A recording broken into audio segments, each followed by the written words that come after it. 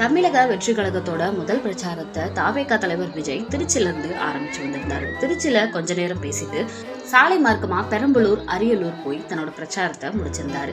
இதுக்கு நடுவுல அரியலூர் மாவட்டத்துல என்டிடிவி ரிப்போர்ட்டர் தாவேகாவோட பணிகளும் ஏற்பாடுகளும் எப்படி இருக்கு அப்படின்னு நியூஸ் லைவ் கொடுத்துட்டு இருந்திருக்காரு. அப்போ தாவேகா தொண்டர் அப்படின்னு சொல்லக்கூடிய ஒரு சின்ன பையன் தன்னோட கழுத்துல தாவேகா துண்டு போட்டுக்கிட்டு ரிப்போர்ட்டரை பேச விடாத மாதிரி பண்ணிருக்காங்க. அவர் என்னதான் ஆடினாலும் ரிப்போர்ட்டர் தன்னோட நியூஸ் கொடுக்கறதுல கரெக்டா தான் இருந்திருக்காரு. ஆனா அந்த பையனை ஏதோ அவங்க வீடியோ எடுக்கிற மாதிரி கடைசி வரையும் அந்த பையன் நகராம ஆடிக்கிட்டே இருந்திருக்காரு. பக்கத்துல இருக்கவங்க இழுத்து அப்படி ஆடக்கூடாது அப்படின்னு சொல்லி அதையும் கேட்காம இவரு ஆடிக்கிட்டே இருந்திருக்காரு. அது மட்டும் இல்லாம பேசிட்டு இருந்த ரிப்போர்ட்டர் மேலேயும் தாவேகாவோட துண்டு போட்டு பயங்கர அலப்பறையை செஞ்சிருக்காரு. இதை பார்த்த பலரும் அந்த பையனை திட்டிக்கிட்டும் கேலிக்கு உள்ளாக்கிட்டும் வந்துட்டு இருக்காங்க.